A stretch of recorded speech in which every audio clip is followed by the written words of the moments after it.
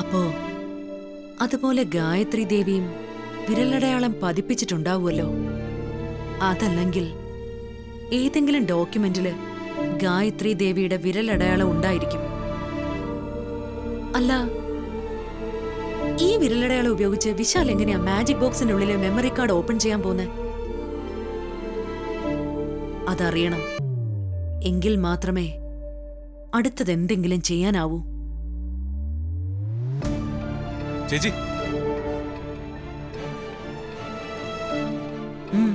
എന്താ പ്രതാപ? ചേച്ചി, അവിടെ അവര് ഗായത്രി ദേവിയുടെ വിരലടയാളം തിരയുക. ഒരു ഭാഗത്ത് വിശാലും പാർവതി, മറുഭാഗത്ത് ഗാർഗിയും തിരയുന്നു. ഞാൻ ഐസായിട്ട് കാര്യം എന്താണെന്ന് ചോദിച്ചിട്ട് അവരൊന്നും പറയുന്നില്ല. അവരത് കണ്ടുപിടിക്കുക ചേച്ചി. കണ്ടുപിടിച്ച പണിയാവൂല്ലോ. ആലോചിച്ചിട്ട് എനിക്ക് ടെൻഷൻ ആവുക. എടാ, എനിക്കതിലൊരു ടെൻഷനോ പേടിയോ ഒന്നുമില്ല. അവരത് കണ്ടുപിടിച്ചോട്ടെ. വിശാലോ പാർവതിയോ ഗാർഗിയോ ആര് വേണമെങ്കിലും കണ്ടുപിടിച്ചോട്ടെ. ഞാൻ അവരെ കീനായിട്ട് വാച്ച് ചെയ്യുന്നുണ്ട്. അവർക്ക് വിരലടയാളം കിട്ടിയാൽ അതെങ്ങനെ നശിപ്പിക്കണമെന്ന് എനിക്ക് നന്നായിട്ടറിയാം. പക്ഷേ ഈയിടെയായിട്ട് രാത്രി എനിക്ക് വല്ലാത്തൊരു പേടി അനുഭവപ്പെടുന്നുണ്ട്.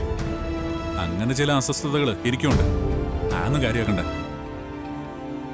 എടാ പ്രതാപ, നമ്മൾ എത്ര കാലം ഇങ്ങനെ ഭയന്ന് ജീവിക്കൂടാ? ചേച്ചി, ഇത് ഗായത്രി ദേവിയുടെ വീടല്ലേ? അതിന് അല്ല, നമ്മൾ ഇവിടെ നിൽക്കുന്നുണ്ട്. നമുക്കിപ്പോ പേടി.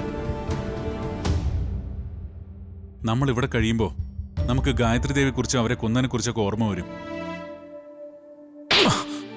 ചേച്ചി, ചേച്ചി ഇപ്പൊ എന്തിനാ എന്നെ തല്ലിയേ? എടാ, പരിസരം നോക്കാതെ ഓരോന്ന് വിളിച്ചു പറഞ്ഞാ ദേ അങ്ങനെ ചെയ്താ നമുക്കുള്ള കുഴി നമ്മൾ തന്നെ കുത്തുന്നത് പോലെ ഇരിക്കും. സോറി, ഞാൻ ശ്രദ്ധിച്ചില്ല ചേച്ചി.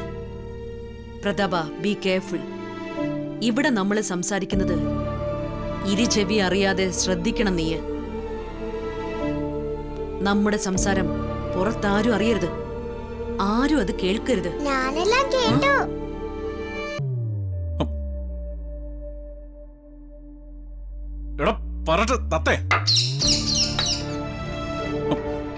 കൊല്ലാനിങ് വാ, ഞാൻ നിന്ന് തരാം.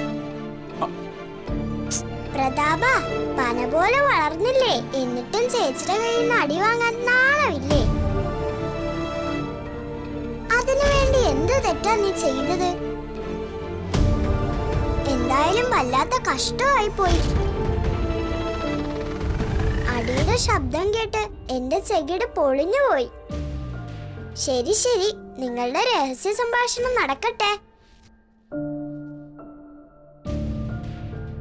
പ്രതാപ, നമ്മൾ പറഞ്ഞത് മുഴുവൻ അവൻ കേട്ട് കാണുമോ?